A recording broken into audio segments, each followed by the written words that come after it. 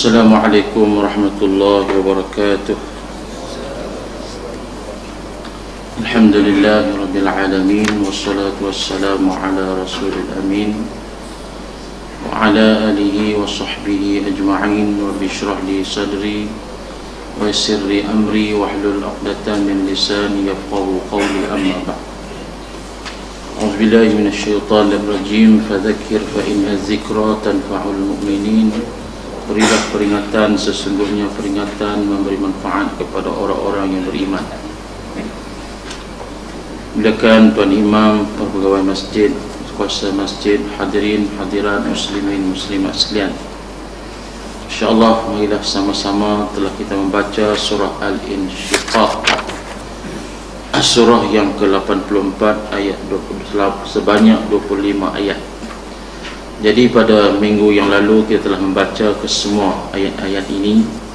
InsyaAllah kita sambung huraian dan terjemahannya untuk sama-sama kita memahami beberapa perkara yang telah disebut oleh Allah dalam Al-Quranul Karim.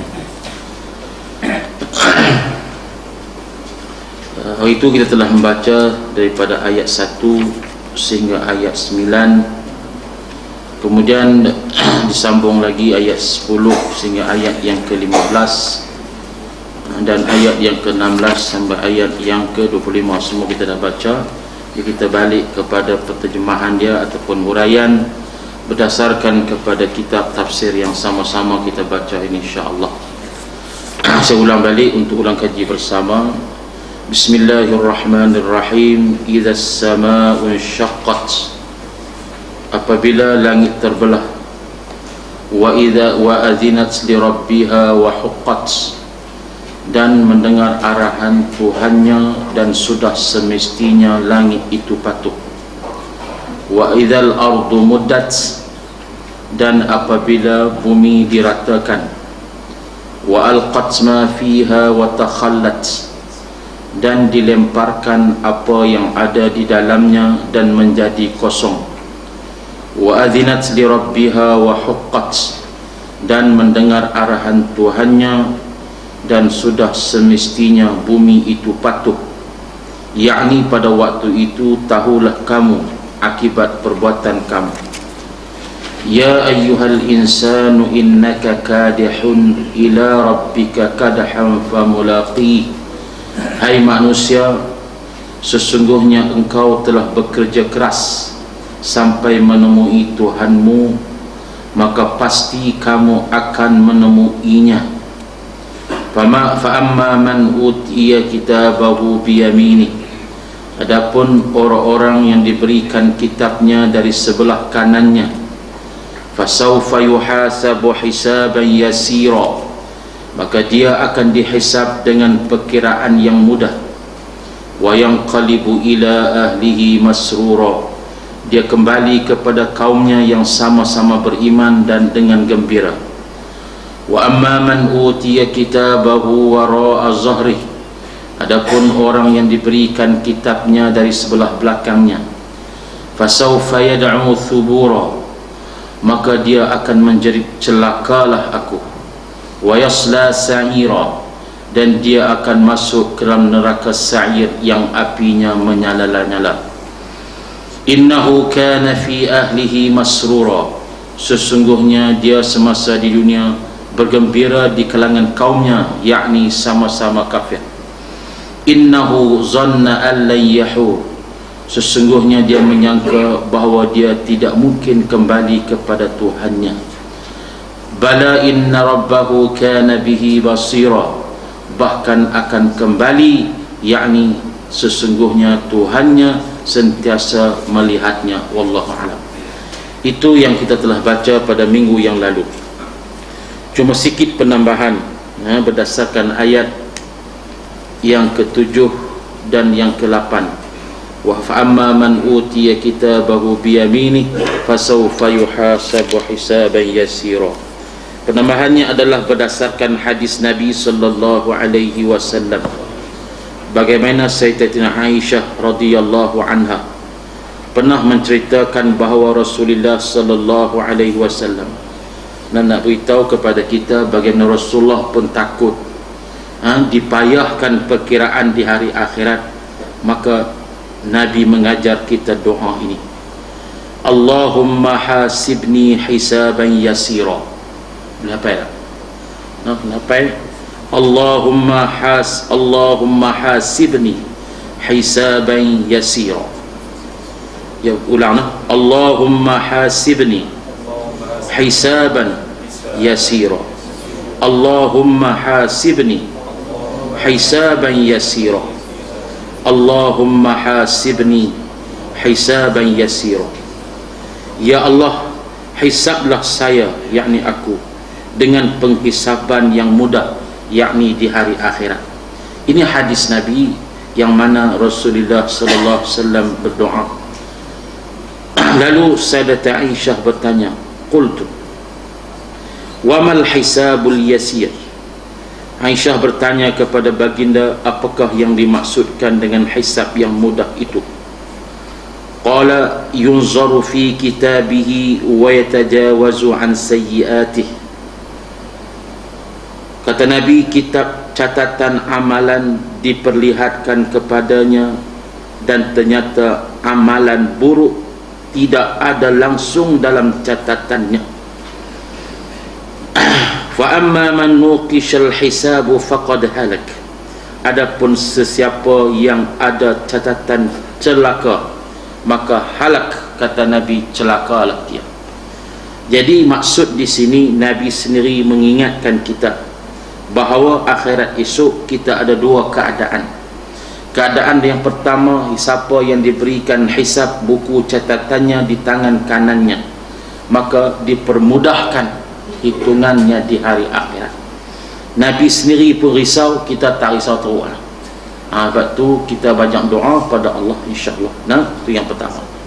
Yang kedua, berkaitan dengan buku catatan ini, berdasarkan ayat Al-Quran surah Al-Haqqah. Apa yang disebut ini adalah berkaitan dengan ayat yang ke-9, iaitu kata Allah, dan dia kembali kepada kaumnya. Yang ni bila dia dapat buku amalan tu, cerita kata dia tu bagus, mendapat kejayaan dalam buku catatannya, macam keputusan Faisal lah dah, maka dia kembali kepada kaumnya dengan gembira. Allah detailkan lagi, Allah hurai secara terperinci macam mana maksudnya. Fa amma man utiya kitabahu fi yamini fayaqulu ha humul iqra'u kitabih iqra'u kitabih inni zanantu anni mulaqin hisabiyah fahuwa fi 'ishatin radiyah. Kata Allah Subhanahu wa taala dalam menghuraikan maksud yang hampir sama ayat tadi, surah Al-Haqqah ayat 69, ayat 19 hingga ayat 21. Kata Allah, adapun orang-orang yang diberikan kepadanya kitab, yakni catatan amalan, di sebelah kanannya, sebelah tangan kanan, maka dia berkata, ambillah. Bila dapat buku tu, maka dia berkata kepada orang lain, ambillah, bacalah kitabku ini. Sesungguhnya aku yakin bahawa sesungguhnya aku akan menemui hisab terhadap diriku dengan cara yang mudah. Maka orang itu berada dalam kehidupan, kata Allah, aisyatan radiyah, kehidupan yang Allah redha. Ini kegembiraan yang Allah gambarkan bila mana akhirat esok dapat buku, seronok nak habaq kawan. Ni baca ni, aku dapat ni, elok ni, sebelah Iwan ni. Dah kita nak kongsi kegembiraan itu kepada orang lain. Ini Allah detailkan, nak menggambarkan bagaimana bentuk watak, keadaan, situasi kegembiraan itu yang dikongsi oleh orang yang beriman tadi kepada orang-orang yang lain. Realiti lagu mana bentuk wallahu alam, tapi itu gambaran yang Allah taswirkan, Allah gambarkan dalam Quran berdasarkan ayat Al-Haqqah 6 ayat 19 tadi. Kemudian kita baca pula ayat wa amma man utiya kitabahu wara'a zahri. Adapun orang yang diberi kitab dengan sebelah kanan, teman ke belakang, Surah Al-Haqqah juga ayat 25, ayat 29 Allah cerita juga pendetilan situasi orang-orang yang diberikan kitab di tangan kiri atau belakang tu. Wa amma man utiya kitabahu bishimalih fayaqulu ya laitani lam uta kitabiyah wa lam adri ma hisabiyah ya laitaha kanatil qadiyah ma aghna anni maliyah halaka anni sultaniyah. Adapun orang-orang yang diberikan kepadanya kitab dari sebelah kirinya, maka dia berkata, wahai alangkah baiknya kiranya aku tak diberikan kitab itu dan aku tidak mengetahui apakah hisab terhadap diriku. Wahai kiranya kematian itulah yang menyelesaikan segala sesuatu, biar aku mati terus tak bangkit-bangkit. Dia rasa kalau dia mati terus tak bangkit itu lebih baik. Bila dia bangkit, tengok amalan dia, buku dia semua menggambarkan tentang akibat dia, maka dia berkata, sesungguhnya ya laita ma aghna anni maliyah. Maka dia berkata, sesungguhnya harta aku yang ada, yang aku miliki di dunia yang banyak itu tidak memberi apa-apa manfaat pun kepada aku. Ma aghna anni maliyah. Aku ada harta, tapi harta aku tak langsung memberikan pahala kepada aku. Dia menyesal. Aku pulun bekerja siang malam, lupa semayang dan segalanya, kuk harta tu nak tolong aku akhirat, tak tolong pun. Maksudnya penyelesaian yang digambarkan oleh Allah bahawa harta yang dia miliki itu, segala apa yang dimiliki di dunia itu ma'aghna, tidak boleh digunakan, tak ada faedah pun untuk akhiratnya. Baik, itu perkara ini peringatan kepada kita. Kemudian dia kata lagi, halaka anni, halak, celakalah aku, binasalah aku. Pada hari yang aku tidak ada kesultan, yang mana tidak ada kekuatan, pada hari yang tidak ada kekuasaan, pada hari yang aku tidak punya kuasa lagi, malaikat menerima hukuman daripada Allah. Ini bentuk rintihan, bentuk penyelesaian orang-orang yang telah lalai di dunia, yang Allah gambarkan dalam ayat yang surah Al-Haqqah ini. Ini semua adalah suatu situasi, babak-babak yang akan berlaku, yang akan berlaku pada episod yang kita pasti semua akan lalui. Wallahu a'lam. Kita nak jadi lagu mana, wallahu a'lam. Tapi Nabi yang berdoa siang malam, kita yakin insya-Allah kita pun sama-samalah nak berdoa kepada Allah untuk sama-sama, Allahumma hasibni hisaban yasira. Pendek ya anak, nak ingat payah kan? Walaupun dia pendek, lepas insya cuba tanya, lupa dia. Cuba catat insya-Allah, Allahumma hasibni hisaban yasira. Mudah ya insya-Allah. Habis itu kita masuk kepada ayat yang baru yang kita baca pada malam sebelum ni, kita ulang balik insya-Allah. A'udzu billahi minasy syaithanir rajim. Billahi minasy syaithanir rajim. Bismillahirrahmanirrahim. Bismillahirrahmanirrahim. Fala أقسم بالشفق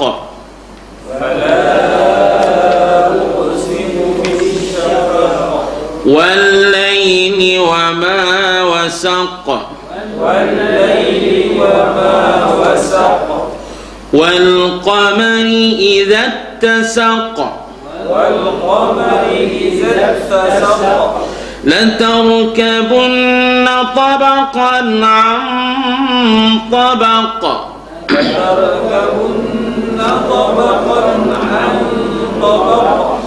فما لهم لا يؤمنون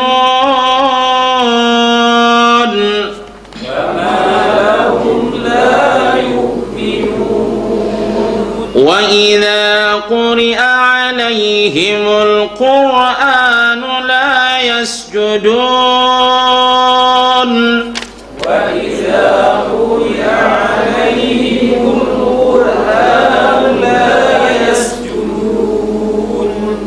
Jadi yang bukan kita ada sujud, kita baca kali kena sujud juga, kita raikan ayat ini kerana tuntutan sujud insya-Allah. Nah, Allah Allah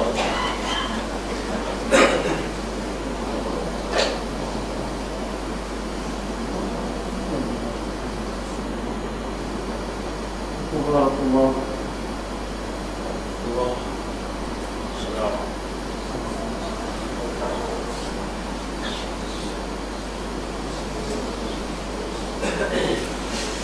Kita beramal lah, dah mengaji dah.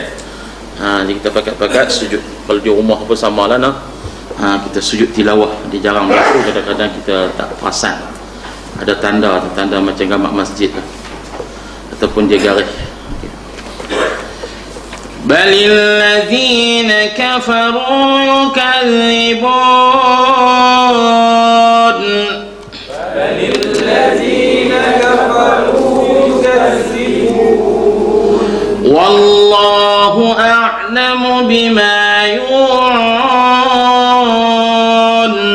wallahu a'lamu bima yu'un, fabashshirhum bi'adzabin alim,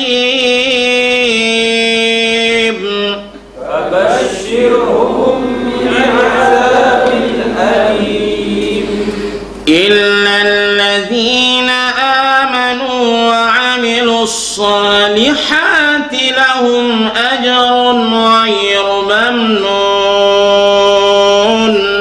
illa alladhina amanu wa 'amilus salihati lahum ajrun ghairu mamnun. Sadaqallahul azim. Hari itu kita dah baca ayat 1 sampai ayat 15. InsyaAllah malam ni kita sambung. Fala uqsimu bisyafaq. Fa maka fala uqsimu, bersumpah dengan sesungguhnya aku Allah bersumpah. Aqsama qasam. Qasam ni mana sumpah. Sumpah apa? Dengan waktu mega merah, yakni waktu maghrib, waktu senja. Fala uqsimu bisyafaq, waktu syafaqul ahmar, waktu syafaq, waktu mambang merah tu, waktu masuk waktu maghrib tu, hingga hilang syafaqul ahmar, masuk waktu isyak. Waktu ni waktu yang baik, waktu yang elok, waktu yang cantik untuk sama-sama kita beramal. Nah, sebab apa? Waktu ini waktu yang kelebihannya banyak. Sebab itulah al-azkar kita baca sebelum masuk maghrib, kemudian lepas waktu maghrib. Pernah saya sebut itu, sahabat saya yang pergi ke Yaman, dia sebut bagaimana benda ni dijaga. Waktu maghrib sangat-sangat penting. Sebelum maghrib, lepas maghrib tu, waktu tu sangat penting untuk kita sama-sama bermunajat kepada Allah, sama ada halaqatul zikr, baca Quran, ataupun halaqatul ilmi dengan kita belajar dan seumpamanya. Kemudian waktu subuh, sebelum subuh dan waktu lepas subuh, itu waktu yang elok. Wal laili, dan masa malam. Wa ma wasaq, serta apa yang diselubunginya. Apa yang diselubunginya. Wasaq, apa yang diselubunginya. Di sini ditafsirkan wa ma wasaq, diselubunginya. Ini tafsir Maraghi, dia kata apa yang diselubunginya. Apa maksud selubung? Pada uqsimu bisyafaq wal laili wa ma wasaq. Aku bersumpah. Katanya Allah bersumpah, aku bersumpah dengan memakai nama benda-benda tersebut yang merupakan petanda surutnya manusia dari pekerjaan masing-masing. Keagungan dan kemuliaan benda-benda tersebut merupakan penjelasan tentang kekuasaan penciptanya. Jadi kata di sini asyafaq, waktu matahari mamang merah itu. Di satu sudut Syekh ini Al-Maraghi dia kata itu Allah Ta'ala nak menzahirkan. Kamu fikir macam mana bentuk kejadian alam pada waktu itu. Waktu senja, matahari jatuh di kaki langit. Nampak tak? Nampak. Cantik tak? Cantik. Hebat kekuasaan Allah. minta direnung. Setengah orang sanggup naik tinggi bukit nak tengok matahari jatuh. Macam mana keindahan alam ni. Balik tak semayang juga. Walaupun tengok tempat tu hebat dah, tapi dia tak ikat dengan Allah Ta'ala. Dia rasa itu fenomena alam. Kira kamera dia cantik dia kata. Dia tak kira kejadian tu sebenarnya Allah yang maha berkaya. Tengok sampai pergi ke Thailand, mana Songkla, mana lah, ada tempat yang paling cantik katanya, turun matahari jatuh, nampak cantik. Tapi sebenarnya apa ni, kata Syekh Marawi ini, ialah untuk nak menggambarkan aizah, kehebatan, kekuasaan Allah dalam penciptaan alam yang sangat cantik itu. Dan waktu malam pun sama, menggambarkan kekuasaan Allah dalam penciptaannya. Wama wasak ini juga disebut apa yang disulungi pada waktu malam itu, maksudnya masing-masing kembali. Maksudnya binatang-binatang kembali ke kampung, ke sarang mereka, burung kembali ke sarang mereka. Makna fenomena waktu petang ni kita kaji, semua tak balik. Orang yang tak balik duk lepak tepi jalan. Hak lain pakat balik dah. Burung balik sarang, kerbau kambing balik, tapi orang duk remotor ni. Ini yang pening ni. Tapi kalau fenomena ni, kata Syekh Marawi, ini fenomena yang Allah jadualkan kepada mereka. Itu menunjukkan kekuasaan pada waktu malam ni, mana waktu semuanya duduk dalam kawasan kandang masing-masing, duduk dalam kawasan diri dan persekitaran masing-masing ataupun habitat masing-masing. Wama wasak, itu terjemahan Syekh Marawi, dia kata kembali kepada habitat masing-masing. Paginya keluar mencari rezeki, petangnya balik kembali untuk bermunajat. Kalau kita orang Islam, malamnya bermunajat kepada Allah Subhanahu wa ta'ala. Wal qamari idza tasaq, dan juga fenomena yang ketiga, fenomena mata bulan mengambang penuh purnama, ittasaq. Jadi syafaq wal layl wasaq, idza tasaq ni tiga fenomena alam yang boleh kamu kaji. Semuanya membuktikan apa? Kekuasaan Allah Azza wa Jalla. Ini yang kita kata uslub ataupun pendekatan Allah. Yang nak ceritanya kekuasaan Allah, tujuannya nak kembali kepada kehebatan Allah, tapi Allah menggunakan bentuk penceritaannya yang pelbagai. Ini kehebatan. Begitu juga Syekh Ma'ari disebut bagaimana Allah Ta'ala menyebut surah Al-Insyiqaq kah, Qalah Infitar kah, semua tu nak cerita tentang kiamat. Tapi macam-macam ayat, jalur ayat itu takbir tu nak menjelaskan kepelbagaian, tetapi satunya tujuan kehebatan kekuasaan Allah Subhanahu wa Ta'ala. Itu kita seninya Al-Quran itu dalam menjelaskan untuk kita semua mendapat peringatan. Yang dia nak habaknya apa dia? Mesejnya apa dia? Mesejnya ialah latarkabunna tabaqan an tabaq. Latarkabunna, sesungguhnya kamu pasti. Rakabah ni mana kabat ataupun meningkat. Kalau kamu naik satu tahap. Latarkabunna, nah kamu akan melalui tabaqan satu peringkat, antabak satu peringkat. Okey. Disebut dalam tafsir Jalalain, dia kata kamu akan melalui 5 fasa dalam siri kehidupan kamu, minar ruh ila rahim, minar rahim ila al-hayah, wa minal hayah ila al-maut, wa ilal maut ila al-akhirah. Ada 5 tabaqan antabak. Kita ni melalui 5 pengalaman dalam perjalanan kita. Perjalanan yang pertama di alam ruh, kemudian ke alam yang kedua, alam rahim. Ada yang mai terus tak ada rahim tak? Ada. Nabi Isa alaihi salam. Nah, itu keistimewaan. Tapi kebanyakan kita semuanya alam itu. Kemudian alam dunia, alam kehidupan. Alam yang disebut amalan untuk persiapan ke alam yang keempat, iaitu alam barzakh, yang seterusnya alam akhirat, alam kiamat. Jadi manusia itu akan melalui semua. Kata ulama dalam bab ini, latar kabunna, pasti, kamu pasti, suka tak suka, kamu kena pergi ke situ. Mana? Kamu kena bergerak ke situ. Daripada alam roh kamu kena bergerak ke alam rahim, daripada alam rahim kamu kena keluar ke alam dunia. Suka tak suka, hang kena mati. Akhirnya mati, dia kena bangkit. suka tak suka dia pasti akan bergerak. Rakibun markabun. Kita naik gerak markabun ni benda yang lori, kenderaan tu markab, benda yang kita nak naik. Yang nak naik pada dia, mana benda tu bawa kita. Faham tak? Fahamnya kita ni bukan seolah kita dikontrol. Kita diremotekan oleh Allah Azza wa Jal dalam perjalanan kita. Kita akan dikontrol di kita. Kita siapa? Kita di hadapan Allah. Allah tentukan perjalanan kita. Kita rasa ya kita ni sendiri, tapi kita di belakang kita adalah jadual Allah kepada kita. Lepas ni umur 60 mati dia.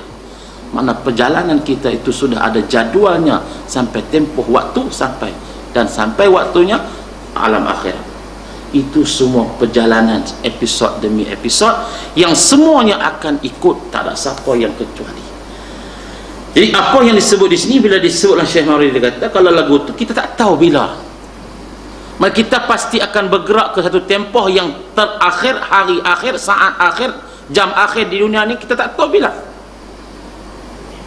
Maka sebab itu dia kata, bila kata macam ni, bergeraknya kita itu, dimatikan pergerakan kita itu oleh Allah yang kita tak tahu bila, maka pastinya persiapan itu semestinya maksimum. Kena bersedia pada bila-bila masa.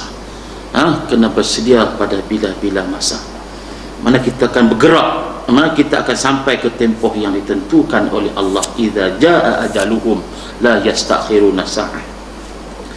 Sesungguhnya kamu akan berpengalaman hidup setingkat demi setingkat. Tahap ke demi tahap. Suka tak suka kita akan melalui zaman itu. Kemudian kita baca, Allah menyatakan sesungguhnya manusia itu akan melalui beberapa perkara dalam keadaan dalam hidupnya dengan berperingkat-peringkat sebelum mereka kembali kepada Tuhannya untuk hidup kekal sama ada dalam syurga maupun neraka. Bila baca ayat neraka syurga ni dalam hati kita, Allahumma inna nas'aluka ridhaka wal jannah wa na'udzubika min sakhatika wan nar. Ini dikuatkan mensumpahnya dengan mega merah, mamang merah, dan pada waktu senja dan malam serta apa yang diselubunginya dari sejenis makhluk yang melata yang berkumpul dewasa itu ke dalam sarangnya masing-masing, dan dengan bulan apabila jadi purnama. Ketiga suasana tersebut melambangkan kekuasaan, kebesaran, agar manusia memerhati dan merenungnya. Sesungguhnya manusia akan menemui dan melalui pengalaman yang banyak dalam hidupnya semenjaklah ia dijadikan dari setitis air mani. Di segi tafsirnya disebut di sini berdasarkan apa yang disebutnya dari setitis air mani yang tersimpan. Kejadian manusia itu tersimpan rapi dalam rahim ibunya sehingga ia dilahirkan menjadi manusia yang sempurna bentuknya. Dilalui peringkat kehidupannya, kalau ikut tafsir ini dia sebut peringkat kehidupannya, iaitu daripada alam kanak-kanak kepada alam dewasa dan tua bangka. Kasar tua bangka ni, tapi tahu betul tak betul bahasa saya pun tak faham. Tapi di segi bahasanya dewasa bagus, tua bangka tak bagus. Maknanya seolah-olah tua dalam keadaan tak taat kepada Allah. Itu gitu. Ataupun tua yang bersangatan, wallahu alam. Jadi maksud peringkat itu dimaksudkannya. Kemudian matinya akan mati dan dibangkitkan untuk dihisab dan akhir sekali menjadi penghuni syurga. Itu seolah-olah perjalanan hidup manusia daripada alam ruh tadi kemudian alam rahim, kemudian alam dunia. Alam dunia daripada zaman kanak-kanak, alam dewasa, remaja sampailah dewasa, kemudian mati. Proses sampailah mereka itu ditentukan sama ada syurga atau neraka. Okey, ayat yang 19 tu Allah nak cerita macam mana bentuk manusia itu perjalanan dia. Lalu Allah Ta'ala menimbulkan satu persoalan, fama lahum la yu'minun. Maka apa sebab lahum bagi mereka la yu'minun? Dalam keadaan aku menciptakan alam ni yang maha hebat, manusia hidup dengan proses yang akan akhirnya mereka akan mati, fama lahum, apalagi sebab yang menyebabkan mereka tidak beriman. Ini satu bentuk persoalan yang Allah Ta'ala tanya kepada kita, sebab apa kamu masih tidak beriman lagi? Kemudian Allah Ta'ala menempelak kita, kalaulah mereka tak tahu tak apa, tapi sedangkan wa idza quri'a alaihimul Qur'an, dan apabila dibacakan kepada mereka Quran, la yastujud, mereka tidak sujud dan tidak patuh. Kata dalam ni, dia kata Al-Maraghi dia kata apa? Dia kata punca tak beriman itu sebab apa? Al-Quran tak masuk dalam dada mereka. Sebab cahaya Quran itu, bacaan Quran itu, ayat-ayat Quran itu tak masuk dalam diri mereka. Dibacakan ayat, mereka tak rasa apa. Dibacakan ayat tentang neraka, tentang azab dan sebagainya, tak rasa apa. Sebab hati mereka sudah tidak ada sensitif, tidak ada kepekaan. Sebab itu Allah kaitkan bagaimana punca manusia itu tak beriman, kerana mereka itu apabila quri'a, dibacakan alaihimul Quran, dibacakan kepada mereka Quran, la yastujud, tidak ada tindakan. Maksudnya kalau baca ayat neraka, ghalib, dia tak ghalib dah, sebab dia rasa takut dengan azab Allah. Tapi dibacakan Quran, dia tak rasa apa. Ini punca mereka itu tidak beriman. Lepas tu nak buat lagu mana? Bagaimana kita nak bagi hati kita sensitif dengan Quran? Ini persoalan. Ya'tazzu, kita rasa bangga, kita rasa takut, kita rasa manis, halawah dengan Al-Quran yang kita baca. Dan tak lain dan tak bukan, dia kena selalu baca. Kena selalu baca. Al-Quran ni dia kena ulang-ulang, diulang-ulang sehingga rasa kelazatannya. Kata lagi, pertanyaan ini dihadapkan kepada mereka yang syirik, yang tidak mahu beriman kepada Allah, tidak percaya adanya hari kebangkitan selepas mati, padahal dalil kebenarannya telah ditegakkan. Inilah pertanyaan yang mengandungi cercaan. Apa pula yang sudah berlaku kepada mereka sehingga kan mereka tidak mahu mengakui kesucian Al-Quran apabila dibaca. Mereka tidak mahu sujud, yang ditunduk mengakui kebenaran Quran tersebut. Alangkah ajaibnya pekerti mereka. Sebagai ahli bahasa yang bijaksana, sudah pasti memahami bahasa dan sasa Al-Quran itu, bahawa kerasulan Muhammad adalah benar, wajiblah mereka mentaatinya. Sebaliknya orang-orang kafir tetap mendustakannya. Jadi pendek kata, puncanya sebab jauh daripada Quran. Itu kita baca dalam bagaimana perancangan musuh Islam pun samalah. Mereka nak menjauhkan Quran daripada dada umat Islam. Mereka nak jauhkan Quran daripada umat Islam. Sebab tu kita masing-masing, kata Nabi dalam hadis yang disebut, adibu auladakum bisalasi hisan, didiklah anak kamu dengan 3 perkara. Adibu auladakum bisalasi hisal, kita dah baca tu. Pertama, hubbi nabikum, pertama kasih kepada Nabi. Yang kedua, kasih kepada keluarga Nabi. Yang ketiga, tilawatul Quran, baca Quran. Kemudian yang seterusnya kata Al-Imam Asy-Syafi'i dan yang bersetuju dengannya, ayat-ayat ini merupakan ayat sajadah yang disunat sujud tilawah semasa mendengarnya atau membacanya. Sujud tilawah, dia ada sujud syukur, dia ada sujud tilawah. Dan hadis Bukhari dan Muslim diriwayatkan daripada Rafi', katanya yang bermaksud, saya mengerjakan sembahyang bersama Abu Hurairah waktu malam. Ia membaca surah Idza as-samaa'u syaqqat, lalu ia pun sujud tilawah. Saya pun bertanya kepadanya, sujud apakah ini? Dia menjawab, saya telah sujud disebabkan membaca ayat ini. Mengikut di belakang Abil Qasim. Siapa Abil Qasim? Iaitu Nabi Muhammad sallallahu alaihi wasallam. Anak Nabi nama Qasim kan. Maka saya sentiasa melakukan sujud pada masa saya membaca ayat tersebut, sehingga saya temui dia. Dalam hadis Muslim, Abu Hurairah menyebutkan, maksudnya kami sujud tilawah bersama Rasulullah sallallahu alaihi wasallam semasa membaca Iqra bismi rabbikal ladzi khalaq, dan juga semasa membaca idza samaa'un syaqqat. Habis tu balilladzina kafaru yukadzibun, bahkan orang-orang kafir itu yukadzibun, mereka itu senantiasa mendustakannya. Dia bila fi'il mudhari' makna hal wa istiqbal, senantiasa hal.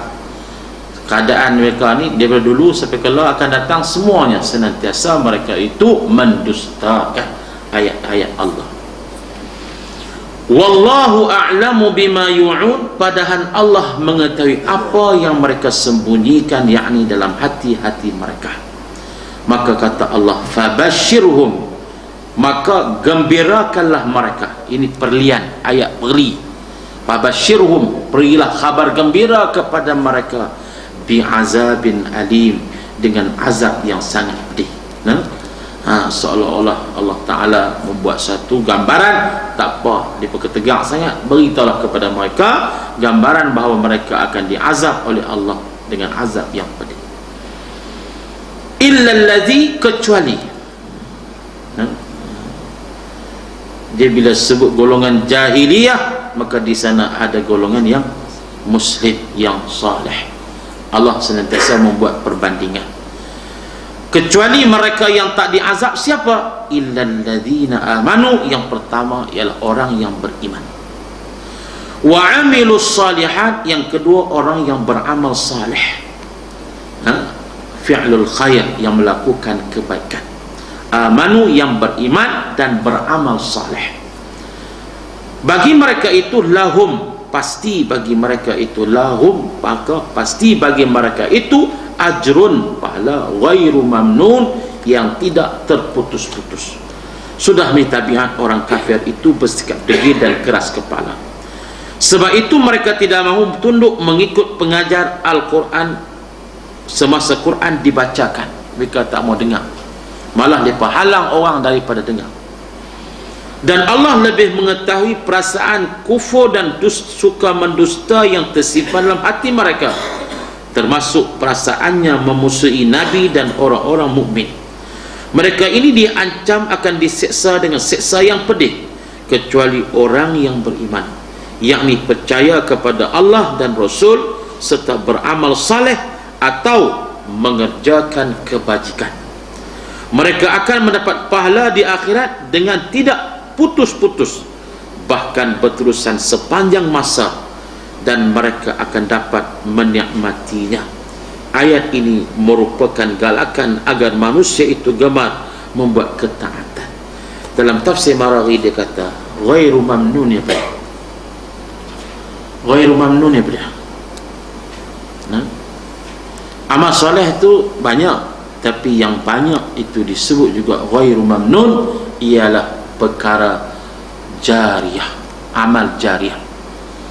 Amal jariah ni pahala tak putuhi dah. Jadi amal jariah tu apa dia? Yang disebut oleh Nabi SAW, idza mata ibnu adam qata amalu illa min salas, sadaqatun jariyah aw ilmun yuntafa'u bihi aw waladun salihun yad'u lah. Tiga ni, hak ni tak putih pahala. Kita nak hak ni masuk dalam syurga, dalam kubur pun buku akaun kita duk masuk sedia. Allahu akbar. Dah masuk sedia, duit saham pahala tu dah masuk. Kita nak ambil amal jariah ni lah, sedekatun jariah. Apa dia sedekatun jariah? Banyak. Tajak anak yatim pergi mengaji, dia balik mengajar, pahala sampai kat kita. Nak tajak anak-anak, tak iyalah, kat saya ni ada 30 anak Kemboja, kami duduk belah sebulan 200. Jadi siapa nak jariah bagi pahala boleh tajak, tolong tajak seorang 200 sebulan. Lepas ni amanah mufti Kemboja, dia hantar mai 7 orang mula-mula. Lepas tu dia kata lepas ni balik boleh cakap Arab, dia tambah lagi 10 orang. Terlepas dia tambah lagi 15 orang. Allah, pedih ni tak? Dia kira belanja sampai sepadan pergi hitam, sampai sepadan kami proses belakang. Jadi kita belanja mereka sebulan RM200. Balik esok dia nak sediakan kat mereka tu sekolah, dia duk plan nak buat sekolah. sekolah Arab, sebab dia kata tak ada cara lain nak membangunkan anak-anak bangsa rakyat Islam di Kamboja ni, kena ada sekolah. Depa ni lah yang akan balik jadi guru, ustaz dan sebagainya. Itu jariah kita. Kalau kita boleh bentuk macam tu, boleh bagi sumbangan dan sebagainya, balik esok sebab dia ambil stamp, dan tahun lepas dia pilih yang dapat baru ni, yang dapat stamp tu Pak Wan Mumtaz. 2 orang daripada Kamboja dapat Mumtaz. Dia hantar pergi, dihantar oleh mufti dia pergi ke Mesir. Dia duduk setahun saja. Mana setahun habis stamp dapat elok, dia hantar pergi Mesir.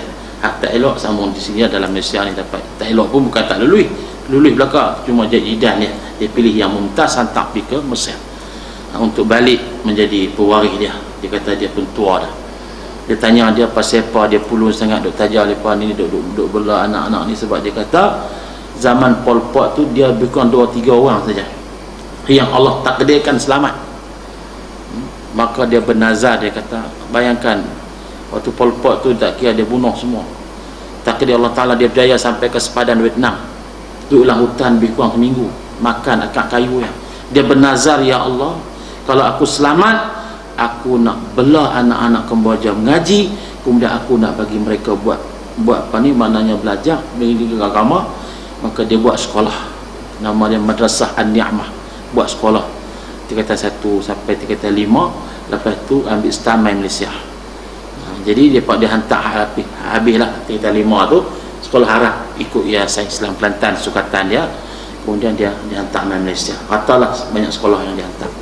Jadi dia bernazar dengan takdir Allah Ta'ala, dia selamat lebih kurang 2-3 orang selamat. Maka Alhamdulillah, maka dia telah melaksanakan nazar, iaitu untuk mengadakan sekolah. Cuma peringkat tak mampu, peringkat tinggi lah, sebab tak ada tenaga. Jadi bila kita baca kepada nazar inilah, kita tengok apa yang berlaku dalam keadaan hari ini pun, suasana musibah yang berlaku juga merupakan perlu kita melakukan usaha dan berdoa kepada Allah Ta'ala. Allah lepaskan ujian yang sedang kita hadapi, khususnya apa yang berlaku dalam kehilangan dapat tobang dan sebagainya. Kembali pada tadi itu antara sedekah jariah jugalah untuk kita menyara mereka, ataupun sekolah, ataupun apa saja yang boleh dianggap sebagai yang 3 tadi itu, waladun salihun, ataupun anak yang saleh pun sama juga. Anak saleh yang kita didik dengan nafkah kita bagi dia mengaji dan sebagainya, maka pahala itu ghairu mamnun, itu yang kita nakkan. Pahala lepas ada juga, pahala pergi umrah, pahala apa tu, itu dia panggil pahala yang waktu tu lah kan. Tapi yang ghairu mamnun ni, yang mahal ni, yang disebut oleh Nabi pahala Sayyidina Abu Bakar, tak siapa yang boleh lawan. Kayaknya Sayyidina Abu Bakar orang yang masuk Islam, kemudian mengislamkan orang, lepas tu semua pahala boleh kat dia. Sebab apa? Dia yang memulakan langkah selain daripada Nabi SAW. Man dalla ala khairi ka fa'ilih, man dalla ala khairi ka fa'ilih. Siapa yang menunjuk jalan ke arah kebaikan, maka dia seumpama orang yang melakukan kebaikan. Itu juga, itu di antara perkara yang boleh kita jadikan asas untuk sama-sama kita melakukan amal soleh, termasuklah amal yang disebut ghairu mamnun, itu buat masjid, buat musalla dan sebagainya. Wallahu ta'ala alam.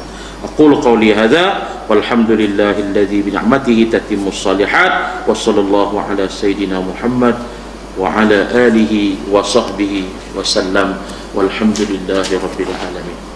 Bismillahirrahmanirrahim. Alhamdulillahi rabbil alamin, wassalatu wassalamu ala rasulil amin wa ala alihi wa sahbihi ajma'in. Allahumma taqabbal minna salatana wa siyamana wa ruku'ana wa sujudana wa takhashshu'ana wa darra'ana wa ta'abbudana wa tammin taqsirana, ya Allah ya Allah ya arhamar rahimin. Rabbana zalamna anfusana wa illa taghfir lana wa tarhamna lanakunanna khasirin.